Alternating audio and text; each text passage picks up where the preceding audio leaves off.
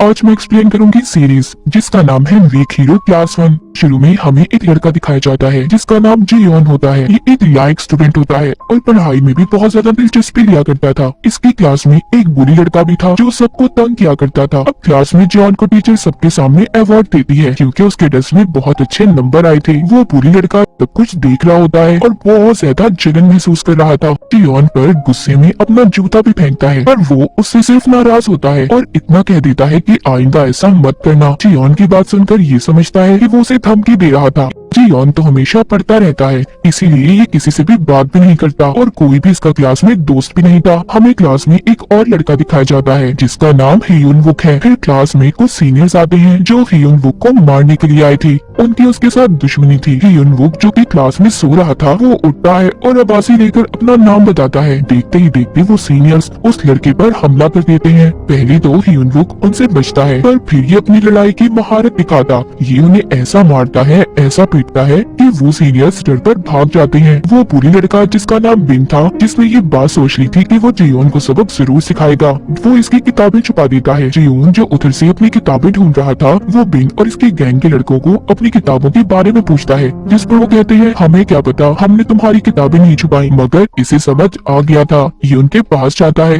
और उनसे अपनी किताबें मांगता है पर वो इसे देने से मना कर देते हैं और उल्टा उन्होंने इसे मारना शुरू कर दिया था। जियोन जो कि चुपचाप इनकी मार खा रहा था वो बिन और इसके गैंग के लड़कों को कुछ भी नहीं कहता। हालांकि जियोन की बहुत ज्यादा बेइज्जती हो गई थी। वो फिर भी चुप था मगर अब ये बात भी बिन को अच्छी नहीं लगती। वो सोचता है कि अगर उसे जियोन को सच में सबक सिखाना है तो उसे ग्रेड्स यानी कि नंबर्स में हराना होगा। वो अब कुछ ऐसा करने वाला था जिससे इसके पेपर में कम नंबर आएंगे। अब बिन अपने दोस्तों के साथ एक बार में जाता है जहाँ पर से वो ड्रग्स लेता है और ये इन ड्रग्स का इस्तेमाल जियोन पर करने वाला था। अगले दिन स्कूल में एक नया लड़का आता है जो कि बहुत अमीर था। वो इस स्कूल में इसलिए आया था क्योंकि पिछले स्कूल में कुछ लड़के इसे तंग किया करते थे। अब जब इनको ये बात पता चलती है तो वो उस लड़के के पास जाता है क्योंकि इसे समझ आ गया था कि वो अमीर लड़का डरपोक है। वो ये बात जानता था कि ये अमीर लड़का इसकी बातें जरूर मानेगा क्योंकि वो पहले ही डरकर इस स्कूल में शिफ्ट हुआ है। अब जब क्लास में पेपर स्टार्ट होने वाला था तो बिन अमीर लड़के को वही ड्रग्स देता है जो वो बाहर से लेकर आया था। उसे कहता है जैसे ही पेपर शुरू हो तुमने इस ड्रग्स को जियोन की गर्दन पर लगाना है जिससे वो हेलोसिनेट होगा और बेहोश होने लगेगा। जब पेपर शुरू होता है वो अमीर लड़का जो बिन से डरा हुआ था वो जियोन की गर्दन पर उस ड्रग्स को लगा देता है। जब जियोन पूछता है तुम क्या कर रहे हो तो वो अमीर लड़का जवाब देता है बस तुम्हारी गर्दन पर मक्खी बैठी थी मैं तो उसे ही उड़ा रहा था। अब पेपर शुरू हो गया था। जियोन को चक्कर आने लगे थे, उसका सर भारी हो रहा था इसीलिए उसे कुछ भी नजर नहीं आता। ये फौरन से बाथरूम में जाता है जहाँ पर जाकर इसे पता चलता है कि इसकी गर्दन पर ड्रग्स लगाए गए हैं। इसे समझ आ गया था कि ये सब किसने किया होगा। अब ये वापिस से क्लास में बिन के पास जाता है, उसे और उसके दोस्तों को मारने लगता है यहाँ तक कि बिन के मुंह पर पर्दे को लपेट देता है। ये उसका गला दबा रहा था। वहाँ पर उसका सांस रुकने लगा था। बिन मरने ही वाला था तभी क्लास का एक लड़का जो मार्शल आर्ट को जानता था वो जियोन को रोक लेता है। अगले सीन में हम बिन को हॉस्पिटल में देखते हैं जहाँ पर उसकी मॉम ये समझ रही थी कि मेरा बेटा मासूम है, उसे जरूर क्लास के किसी बदतमीज लड़के ने मारा होगा। तभी उसकी मॉम के पास प्रिंसिपल आती है, उनके साथ जियोन भी था। वो बिन की मॉम को वही ड्रग्स दिखाता है जो उनके बेटे ने इस पर इस्तेमाल की थी। ये सब देखने के बाद बिन की मॉम काफी शर्मिंदा थी। उन्हें पता चल गया था उनके बेटे का ही कसूर था। वहीं पर बिन के पास उसका एक कजन आता है, वो उसे सारी बात बता देता है क्योंकि बिन अब किसी भी हाल में जियोन से बदला लेना चाहता था। इसे अपनी बेइज्जती पर बहुत गुस्सा था जिसके बाद हम देखते हैं कि जियोन अब वापस से स्कूल जाता है। वहाँ पर सभी उसकी इज्जत करने लगे थे। जब वो वापस स्कूल से घर जा रहा था तो वो पूरी लड़का बिन वहाँ पर अपने कजन और दूसरी लड़कों के साथ खड़ा हुआ था। बिन का कजन जियोन को थप्पड़ मारता है और सभी लड़के अब जियोन को अपने साथ कहीं पर ले जा रहे होते हैं। ये बात अमीर लड़के को भी पता चल चुकी थी और वो फौरन से हियुन वुक के पास जाता है उसकी मदद लेने के लिए। हियुन वुक उसकी मदद तो नहीं करना चाहता था पर जब वो अमीर लड़का उसे पैसों की लालच देता है कि मैं तुम्हें इतने पैसे दूंगा मेरे साथ आओ, जियोन की मदद करने के लिए तैयार थी। उधर दूसरी तरफ बिन के साथी उसे एक अलग जगह पर ले जाकर बहुत मार रहे थे। ये उनका मुकाबला करने की भी कोशिश करता है पर नहीं कर पाता क्योंकि अकेला था। तभी दूसरी तरफ अमीर लड़का और हियुन वुक इसकी मदद को आ रहे होते हैं। ये जल्दी उस जगह पर पहुंच गए थे। हियुन वुक देखते ही देखते वहाँ पर सबको मार भगाता है। बिन और उसका कजन भी वहाँ से भाग गए थे। इन्होंने जियोन को बचा लिया था। हियुन वुक अब अमीर लड़के और जियोन को उस जगह पर लेकर जाता है जहाँ पर ये काम किया करता था। वहाँ पर ये तीनों बैठकर खाना भी खाते हैं। हैं। हम देखते हैं पहली बार जियोन किसी के साथ बैठकर खाना खा रहा था। पहली दफा उसे लग रहा था कि वो भी किसी का दोस्त हो सकता है। अगले दिन जियोन एक स्टोर पर जाता है। वहाँ पर उसे एक लड़की नजर आती है जो स्टोर से चीजें चुरा रही थी। जैसे कि ये लड़की लिपस्टिक को पकड़ती है और उसके ऊपर वाले हिस्से को मुंह में डाल लेती है, ऐसे कि जैसे वो लिपस्टिक को ऐसे ही बाहर ले जाना चाहती थी। जियोन उसे ऐसे काम करते देख रहा था। उसे बहुत अजीब लगती है। जब वो लड़की पकड़ी जाने वाली थी तो वो खुद को जियोन का दोस्त बता देती है। इस तरह वो स्टोर से जियोन के साथ बाहर आ गई थी। जियोन भी स्टोर वालों को कुछ भी नहीं बताता कि लड़की क्या चुरा रही थी। जब ये बाहर आते हैं तो बाहर बहुत तेज बारिश हो रही थी। उस लड़की के पास अम्ब्रेला छतरी भी नहीं होती, इसीलिए वो जियोन की अम्ब्रेला के नीचे आ जाती है। इस तरह से जियोन उसे घर तक छोड़ने वाला था। रास्ते में वो दोनों एक होटल में खाना भी खाते हैं। वो लड़की वहाँ पर जियोन को बताती है कि वो बिल्कुल अकेली है। उसके मॉम डैड की मौत हो चुकी है और वो एक गैंग के लिए काम करती है। जियोन को ये बात नहीं पता थी कि ये लड़की भी बिन की कजन ही की दोस्त थी और बिन का कजन भी उसी गैंग के साथ काम किया करता था जिस गैंग के बारे में ये लड़की जियोन को बता रही थी। अगले दिन देखते हैं कि बिन वापिस से स्कूल आता है और जियोन अमीर लड़के से कहता है कि वो उनकी मदद लेना चाहता है। बाद में वो इन्हें बताता है कि वो बहुत बड़ी मुसीबत में है, उस पर केस हो सकता है, उसे पुलिस भी पकड़ सकती है। मुझे तुम दोनों की मदद की जरूरत है, बस तुम्हें मेरे हक में गवाही देनी होगी कि मैंने कुछ गलत नहीं किया। इस तरह से मैं बच जाऊंगा। वो इनकी मदद चाहता था, इसीलिए वो इनके सामने घुटनों के बल भी बैठ जाता है। आखिरकार ये उसको ऐसे रोता हुआ और उसकी ऐसी हालत देखकर मान जाते हैं। अब ये इन दोनों को कार पार्किंग एरिया में लेकर जाता है जहाँ पर गैंग का वही लीडर था जिसके लिए इसका कजन और वो लड़की जॉन को जो स्टोर पर मिली थी इसी लीडर के साथ काम क्या करते थे। अब लीडर यहाँ पर इन तीनों से कहता है कि तुम्हारी वजह से मेरे बहुत से आदमी जख्मी हुए हैं, अगर तुम अपनी जान बचाना चाहते हो तो मुझे पैसे दे दो।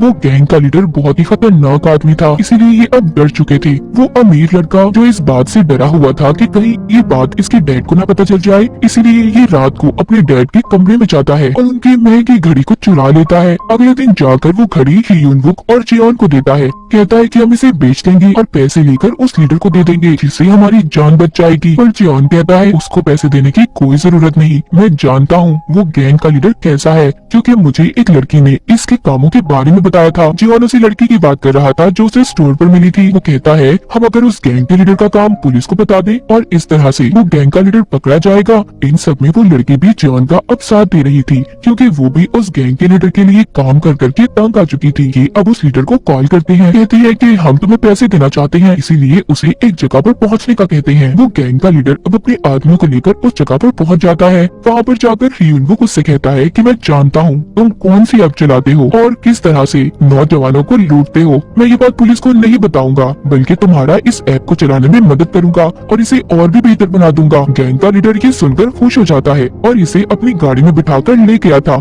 हियूनवुक ने स्मार्ट घड़ी पहनी हुई थी। जब लीडर इसे अपनी जगह पर लेकर जाता है तो ये अपने दोस्तों को अपनी लोकेशन भेज देता है, मगर गैंग का लीडर को ये बात पता चल चुकी थी। वो हियूनवुक को मारना शुरू कर देता है। जब अमीर लड़के को ये बात पता चलती है कि उसका दोस्त मुसीबत में है, वो पैसे लेकर वहाँ पर पहुँच गया था, मगर वो लोग उसे भी पकड़ लेते हैं। अब बस जियोन ही रह गया था। वो नहीं जानता था कि उसके दोस्त कहाँ पर हैं। गैंग का लीडर बिन के कजन को भी कॉल करके बुलाता है क्योंकि उसे ऐसा लग रहा था कि वो भी इनके साथ मिला हुआ है। बिन के कजन के पास उसी लड़की की कॉल भी आती है जो उसे कहती है कि तुम उस जगह पर अकेले नहीं जाओगे, मैं भी तुम्हारे साथ जाऊंगी। इस लड़की को जब जियोन कॉल करता है तो वो लड़की इस गैंग के लीडर का पता बताकर कहती है कि तुम वहाँ पर पुलिस लेकर पहुँच जाना। बिन का कजन उस लड़की के साथ गैंग के लीडर के पास पहुँच जाता है। अब गैंग लीडर को और भी ज्यादा गुस्सा आ गया था। वो बिन के कजन से कहता है कि मैंने तो तुम्हें अकेले बुलाया था, तुम इस लड़की को भी अपने साथ ले आए हो, इसलिए गैंग का लीडर उस लड़के को भी मारने लगता है। पर वहाँ तभी पुलिस आ गई थी और जियोन भी आ गया था। पुलिस के आने की आवाज को सुनकर गैंग के सभी लोग डरकर भाग गए थे। जियोन अपने दोस्तों को आजाद करवाता है, पर तभी वहाँ पर थोड़ी ही देर बाद दोबारा से गैंग का लीडर और उसके आदमी वापिस आ जाते हैं। लीडर को ये बात पता चल गई थी कि जियोन ने अपने फोन में पुलिस की सायरन की रिंगटोन को लगाया था। असल पुलिस तो आई ही नहीं थी, इसलिए दोबारा से दोनों के दरमियान में लड़ाई शुरू हो जाती है। पर कुछ ही देर में यहाँ पर सच में पुलिस आ गई थी और फिर सभी को पुलिस पकड़ लेती है सिवाय उस लड़की के जो भाग गई थी। मगर अमीर लड़के का वकील दोनों को छुड़वा लेता है। हम जियोन और अमीर लड़के को देखते हैं जो हियूनवुक के पास बैठे हुए थे। हियूनवुक काफी जख्मी था क्योंकि उसने बहुत ज्यादा लड़ाई की थी, उसकी हालत खराब थी, फिर भी वो मुस्कुरा रहा था। उसको हंसता देख जियोन भी मुस्कुराता है। इन दोनों ने पहली बार जियोन को हंसते हुए देखा था। दोनों हैरान रह जाते हैं। तभी दूसरी तरफ मैं एक्सप्लेन करूंगी गर्ल फ्रॉम नोवेयर की एपिसोड जिसका नाम है हाई सू। कहानी के शुरू में हमें एक लड़की नैनो दिखाई जाती है। ये स्कूल में नई आई थी। एक लेडी उसको स्कूल दिखा रही थी। इस स्कूल में ज्यादातर अमीर लोगों के बच्चे पढ़ा करते थे। नैनो उस लेडी से कहती है मुझे स्कूल में एक कमरा किराए पर चाहिए, मैं वहाँ पर ऑफिस बनाना चाहती हूँ, उस कमरे का मैं आपको किराया दूंगी। वो लेडी मान जाती है, नैनो को एक कमरा दे देती है। हम देखते हैं कुछ ही देर बाद उस कमरे को नैनो ने एक ऑफिस में तब्दील कर दिया था। फिर हमें आगे एक और स्टूडेंट दिखाया जाता है जिसका नाम डीनू होता है। वो बहुत ही अमीर माँ बाप का बेटा था। यूके से वापिस आया है और अपने दोस्तों के लिए बहुत सारे तोहफे भी लाता है। फिर डीनू का एक और दोस्त आता है, वो भी सबके लिए बहुत सारे तोहफे लेकर आया था। दरअसल इनके दोस्तों ने इन दोनों के दरमियान में मुकाबला रखा हुआ था कि कौन ज्यादा तोहफे लेकर आएगा। इस मुकाबले में डीनू जीत जाता है। वही सबके लिए बहुत ज्यादा तोहफे लेकर आया था। डीनू ही इनकी क्लास में सबसे ज्यादा अमीर लड़का था। इन सबके बाद इनकी क्लास में वही नई लड़की नैनो आती है। फिर साथ ही टीचर आती है जो सबके टेस्ट के रिजल्ट लेकर आई थी। डीनू के बहुत अच्छे ग्रेड्स आए थे,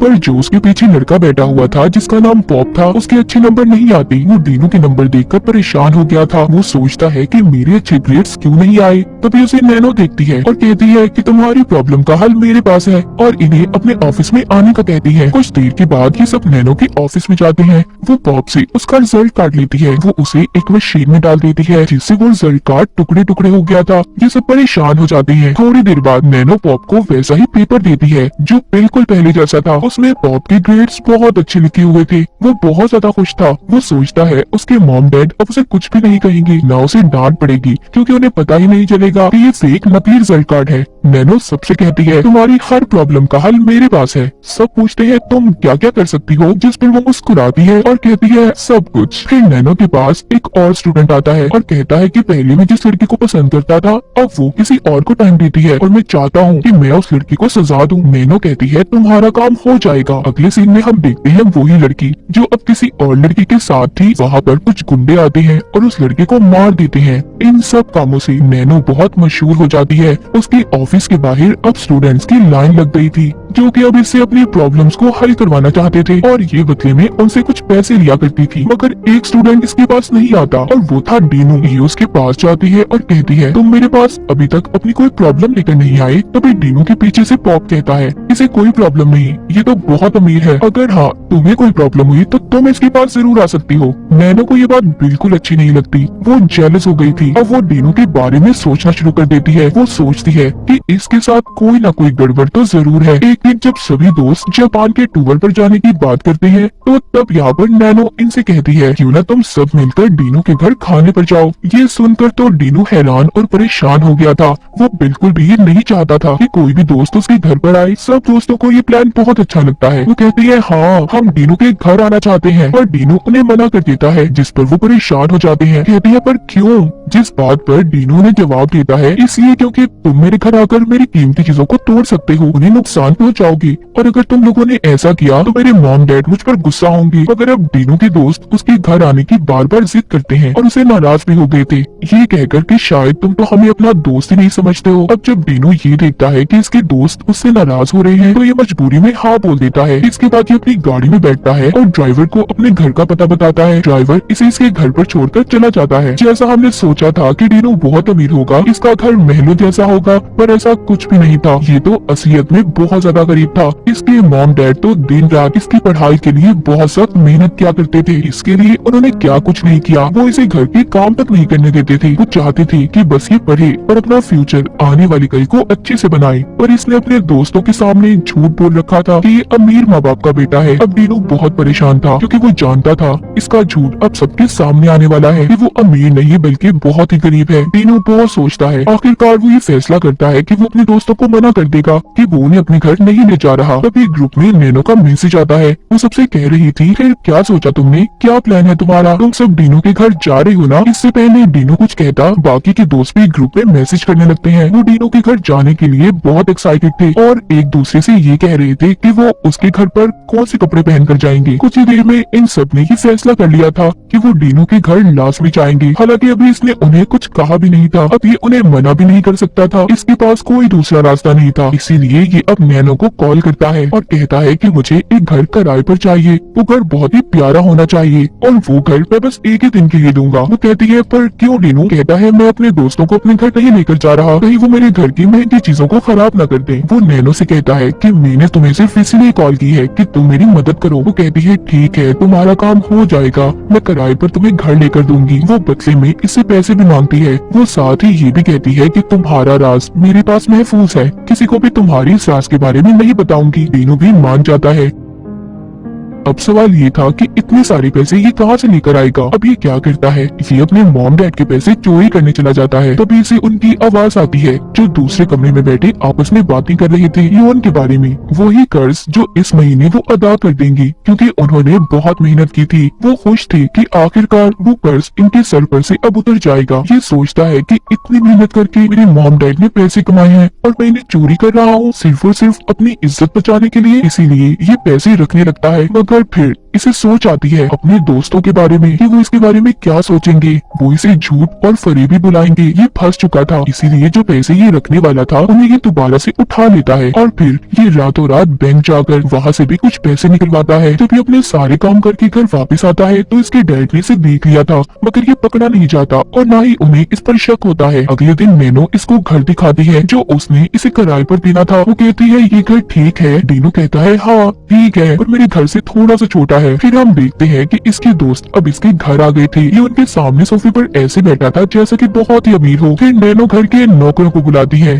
उन्हें तो देखकर डीनू के पसीने छूट गए थे क्योंकि इसे पता चलता है कि जो नौकर बनकर यहाँ पर आए थे वो कोई और नहीं बल्कि इसके मॉम डैड थे। जिन पैसों को ये चोरी करके लाया था वो उन्हीं पैसों को पूरा करने के लिए यहाँ पर काम करने आए थे। ये शर्मिंदा हो जाता है, इसे कुछ भी समझ नहीं आ रहा था। इसे ऐसा लगता है कि इसका राज अब तो बस सबके सामने आ जाएगा, मगर बेचारे इसके मॉम डैड इसकी इज्जत के लिए इसके दोस्तों के सामने कुछ भी नहीं बोलते। इसके बाद इसके दोस्तों को डाइनिंग टेबल पर बिठाया जाता है और उन्हें अच्छे अच्छे खाने खिलाए जाते हैं। इन्हें ड्रिंक भी पिलाई जाती है। जब ये उसे पीते हैं तो इन्हें पता चल गया था कि ये सिर्फ एक फ्रूट जूस है। वो सभी नौकर यानी कि डीनू के डैड पर गुस्सा करने लगते हैं, जिस पर डीनू के डैड इनसे कहते हैं कि बच्चों अभी तुम्हारी इतनी उम्र नहीं है कि तुम शराब पियो। तभी ये बात सुनकर तो आपको बहुत गुस्सा आता है। वो कहता है कि आप होते कौन है, आप हमें सिखाएंगे कि हमें क्या करना चाहिए। डीनू भी वहाँ पर कुछ भी नहीं बोलता, हालांकि वो देख रहा था कि उसके दोस्त उसके डैड की बेइज्जती कर रहे थे, मगर वो खामोश रहता है। बाद में इसके दोस्त ये भी कहते हैं कि हमें वाइन पीनी है। डीनू को कुछ भी समझ नहीं आ रहा था कि वो क्या करे। वो सोचता है कि अब इसके दोस्त इसके मॉम डैड के सामने वाइन पियेंगे, इसे भी पीनी पड़ेगी और अब ऐसा ही होता है। इसके मॉम डैड वाइन लेकर आते हैं। डीनू को भी अपने दोस्तों के साथ पीनी पड़ती है, मगर इन सब में हम देखते हैं कि डीनू के दोस्त इसके मॉम डैड की बहुत बेइज्जती कर रहे थे और वो उन्हें कुछ भी नहीं कह रहा था। यहाँ पर हर चीज से बचने के लिए डीनू अपने दोस्तों से कहता है कि अब तुम्हें यहाँ से दूसरे कमरे में जाना होगा। वहाँ जाकर भी वो डीनू के मॉम डैड के बारे में बात कर रहे थे। वो कहते हैं देखो डीनू के नौकर कितने बदतमीज हैं। अब यहाँ पर ये गेम खेलते हैं, एक गन लेते हैं और बारी बारी शूट करते हैं। उन्हें पता था कि गन में गोली नहीं है, पर अब वो रिस्क लेना चाहते थे। बारी बारी सब अपने सर पर गन रखते हैं और उसे चलाते हैं। जब डीनू की बारी आती है तो वहाँ पर उसके डैड आ गए थे और वो उन सब बच्चों से कहते हैं कि तुम इस तरह की खतरनाक गेम क्यों खेल रहे हो? क्या तुम नहीं जानते कि तुम्हारे मॉम डैड तुम सबसे कितना प्यार करते हैं और तुम ऐसी गेम्स खेल रहे हो? ये बात तो उन्हें बिल्कुल भी पसंद नहीं आती। वहाँ पर डीनू का दोस्त बॉब उसके डैड से झगड़ा करने लगता है, यहाँ तक कि वो डीनू के डैड को नीचे गिरा देता है। ऐसा लग रहा था कि डीनू के डैड मर चुके हैं। तभी वहाँ पर डीनू की मॉम भी आ जाती है, जो आकर गन पकड़कर कहती है कि कोई भी मेरे हस्बैंड के करीब नहीं आएगा। मगर बॉब जो कि बहुत ज्यादा गुस्से में था, वो डीनू की मॉम को भी गिरा देता है। अब सबको ये लग रहा था कि उन्होंने डीनू के नौकरों को मार दिया। वो सब परेशान खड़े थे। डीनू तो कुछ भी नहीं बोल रहा था, उसे कुछ समझ नहीं आ रहा था कि उसे आगे करना क्या चाहिए। यहाँ पर हम पीछे खड़ी नैनो को देखते हैं जो इन सब पर हंस रही थी। उसे देखकर ऐसा लग रहा था कि वो ये सारा तमाशा जानबूझकर देखना चाहती थी। वो डीनू की असलियत के बारे में पहले ही जान चुकी थी। हम डीनू को देखते हैं जो अपने घर वापस आ गया था। वो सामने अपने मॉम डैड को देखता है जो टेबल पर बैठे थे। वो उनके सामने कुछ भी नहीं बोलता। ये उनके सामने बिल्कुल खामोश था क्योंकि ये बहुत शर्मिंदा था। इसके मॉम डैड इसे कहते हैं कि बेटा जाओ और जाकर कपड़े बदल लो और आकर खाना खा लो। दरअसल इसके मॉम डैड बस बेहोश हुए थे जब पॉप ने उन्हें धक्का दिया था और जब इन्हें होश आया तो इन्हें मुंह न खोलने के लिए पहले से भी ज्यादा पैसे दिए गए। फिर वही पैसे लेकर ये घर आ गई। आखिर में हम देखते हैं डीनू के मॉम डैड जो कि जख्मी थे, उनके चेहरे पर बहुत से निशान थे। ये सब उनके साथ डीनू के दोस्तों ने किया था। वो बेचारे बस अपने बेटे डीनू के साथ बैठे खाना खा रहे हैं और इनके साथ वाले टेबल पर वही पैसे पड़े थे जो कि ये कमा कर लाए थे। तो आप जैसे भी है हमेशा खुश रहें, किसी के सामने भी अपने आप को बढ़ा चढ़ाकर पेश मत करें। और इसी सीन को दिखाते हुए ये कहानी यहीं पर खत्म हो जाती है।